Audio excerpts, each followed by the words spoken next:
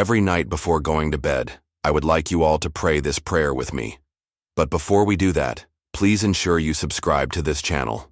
Also, if you have not liked this video yet, please do so. And lastly, share this video with your friends and family. You never can tell who needs it the most. Welcome back to my channel. Welcome to my channel. Please give this video a big thumbs up. I want to start this story with a question. Have you ever had a close call where you narrowly escaped death? Perhaps you were in a car accident, or perhaps you survived a natural disaster, or maybe you managed to escape a burning building. Whatever the case may be, you know how traumatic these experiences can be. The emotional toll of such an event can linger for months or even years, and no matter how much time passes, the memory of the event can still cause you to feel anxious or fearful. Have you ever experienced something like this? If yes, please share your testimony in the comments section. It will encourage others. Now to my story. John was a successful businessman. He had worked his way up from nothing and was now worth millions. But despite his success, he was haunted by the memory of a car accident he had been in years ago. In the crash, he had lost his parents and his younger brother. And although he had no control over the situation, he blamed himself for not being able to protect his family. As a result, he had developed a fear of driving. And even when he was a passenger in a car, he would get extremely nervous. He tried everything to overcome his phobia, but nothing seemed to work. He saw a therapist who helped him to understand that his fear was irrational, but he was still too afraid to drive. He considered taking medication, but was worried about the side effects. And eventually, he gave up trying to fix it. He knew that he could never be free of his phobia, so he just learned to live with it. He hired drivers to run his errands and took taxis or the bus whenever he needed to go somewhere else.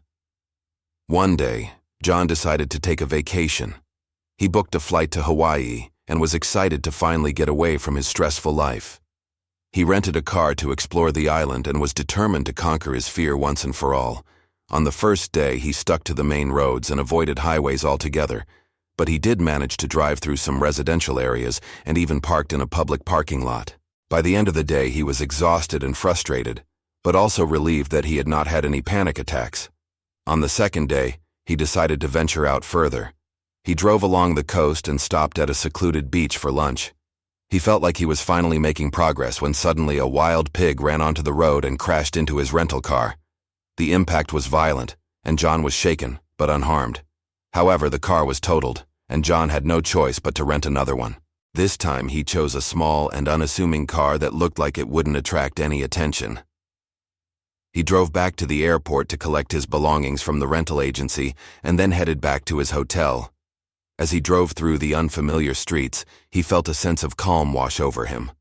For the first time in years, he wasn't gripping the steering wheel so tightly that his knuckles had turned white. He was actually enjoying the ride. When he arrived at the hotel, he parked in the underground garage and went to check in.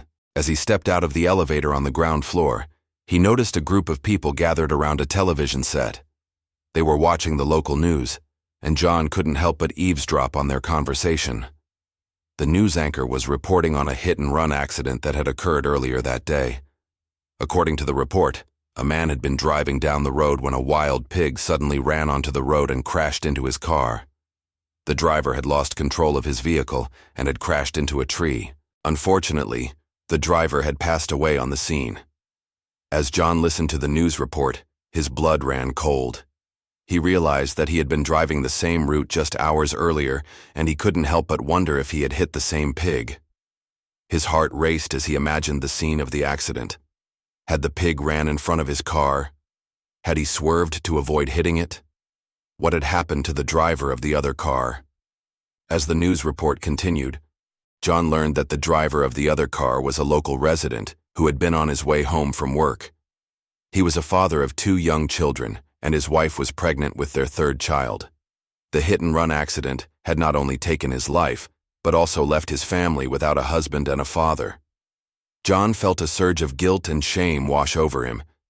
He had been so focused on his own problems and fears that he hadn't considered the impact his actions could have on others. He had been so preoccupied with conquering his phobia that he hadn't paid attention to the road. If he had been more aware, he might have been able to avoid the accident. The news report ended and the crowd slowly dispersed, but John remained frozen in place, unable to move or speak. He was overwhelmed with remorse and knew that he had to come clean. He couldn't let the family of the victim suffer because of his actions.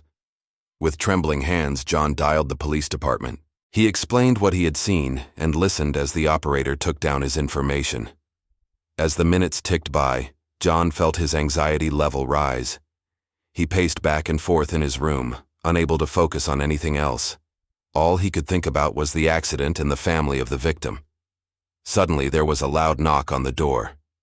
John jumped and turned around to see a group of policemen standing in the doorway. They had arrived to question him further about the accident.